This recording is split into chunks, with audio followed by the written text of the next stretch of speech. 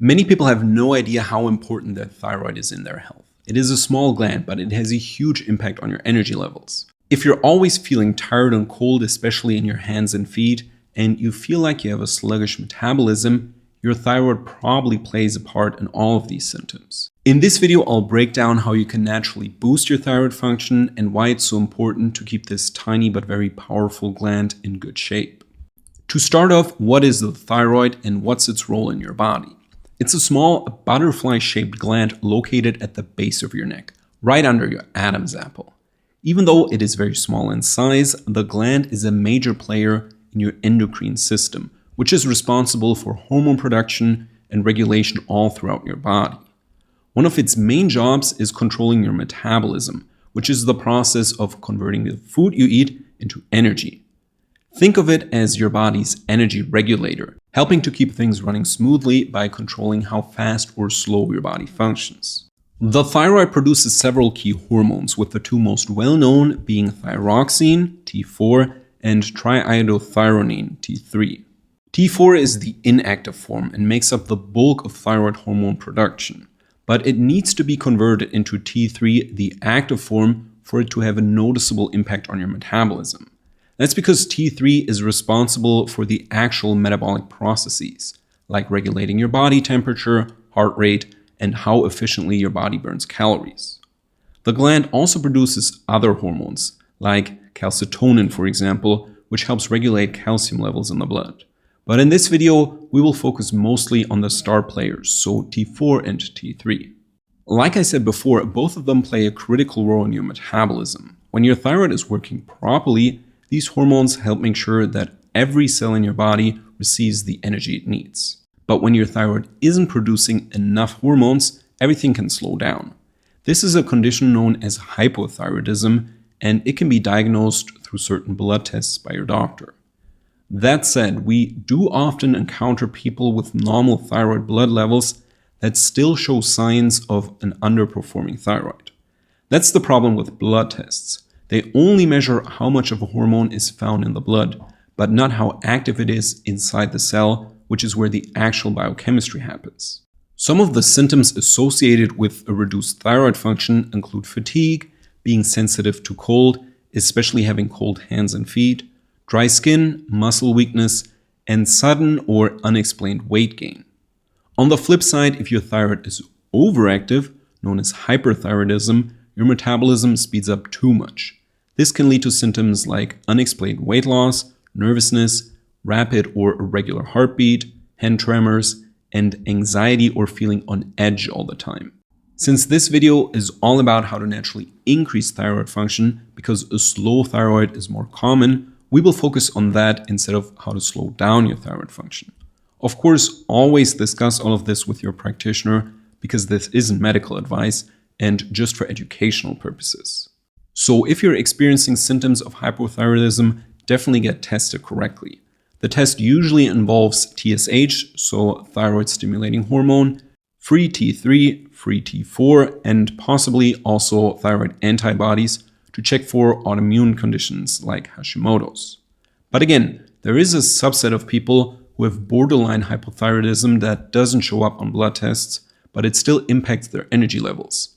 In such a situation, nutrition can be super helpful because that way you naturally support thyroid function without needing medication. To understand the role nutrients play in your thyroid, let's look at the biochemical pathway that it uses to make T4 and T3. The process begins when the pituitary gland, located at the base of your brain, senses that your body needs more thyroid hormones. It sends out TSH, so thyroid stimulating hormone, which signals to the thyroid to get to work. Here's where iodine comes into play. Your thyroid uses iodine to create both T4 and T3. As the name suggests, T4 is made up of 4 iodine molecules and T3 is made up of 3 iodine molecules. This is why iodine is so essential for thyroid function. It is literally the building block of the hormones itself. Without enough iodine, your body can't produce these hormones and your thyroid function will definitely suffer. Once the thyroid produces T4, much of it is sent out into the body where it can be converted into T3 by many organs. Again, this conversion needs to happen for the hormone to become active and actually impact your metabolism. This conversion process requires selenium, which acts as a cofactor for the enzyme that facilitates the conversion of T4 into T3. This enzyme is called iodothyronine deiodinase, and it removes one iodine molecule from the inactive T4 to convert it into the active T3. So as you can see, the first two critical nutrients for thyroid function are iodine and selenium. Without them, your thyroid literally cannot produce its hormones. Unfortunately, there aren't that many quality food sources for both of these nutrients. Most people get their iodine from iodized salt, but I'm not a big fan of it because it often comes with aluminum and is highly refined. Instead, try to get your iodine from sources like seaweed or fish. Dairy can also be a good addition. If you want to supplement, my favorite supplement is kelp, which is dried seaweed. Just make sure that it is lab tested, since it can come with mercury and other heavy metals that are found in our seas. In terms of dosage, most supplements come in doses of around 150 to 250 micrograms. But I know practitioners that recommend a daily intake of up to a few milligrams. Definitely go slow with iodine and see how your body reacts to it. Taking too much at once can really kick your thyroid into overdrive, which you will notice in symptoms like irritability, hyperactivity, and insomnia. In terms of selenium, much of the US and European soil, besides the American Midwest, is low in it. So chances are high that your food is also low in it. A good source of selenium are Brazil nuts, but other than that, it's really difficult to get enough. If you want to supplement, which I recommend if you don't eat Brazil nuts, go with 100 to 200 micrograms per day of either selenomethionine or yeast-based selenium. As a general rule of thumb, never take selenium or iodine without the other, and the more you take of one, the more you need of the other. Besides these two, there are other nutrients that your thyroid needs to function properly. For example, the enzyme that removes one iodine molecule from T4 also requires zinc. So if you have enough selenium but are low in zinc, it also won't work properly. On top of that, zinc is needed for the function of TSH, so thyroid stimulating hormone, which kicks off the entire process that we talked about before. And then you also have other important nutrients like copper, molybdenum, and manganese that play some role in thyroid hormones and thyroid health. But please don't go out and buy all of them as supplements and start taking them in high doses. As I explain in most of my videos, the ratio between these nutrients is often more important than the actual level of the nutrient itself. So especially before taking copper, make sure you actually need it. Because nutrient ratios are so important, there are two more minerals that we need to talk about here.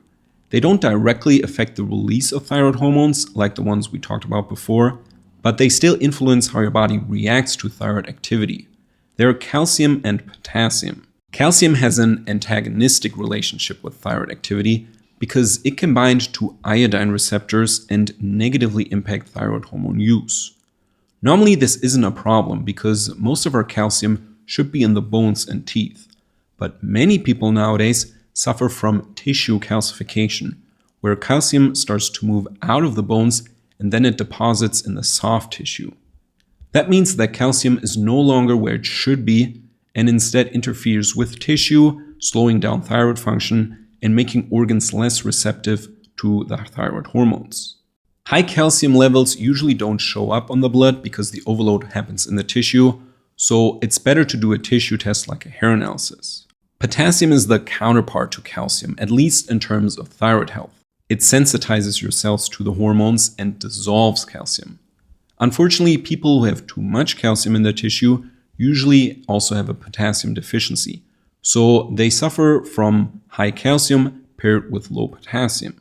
On the other hand, people who have symptoms of higher than optimal thyroid function often have too much potassium in the tissue and not enough calcium. So you can see how these nutrients work together and interact with thyroid hormone. These are all generalizations, of course, but they do work fairly well in practice.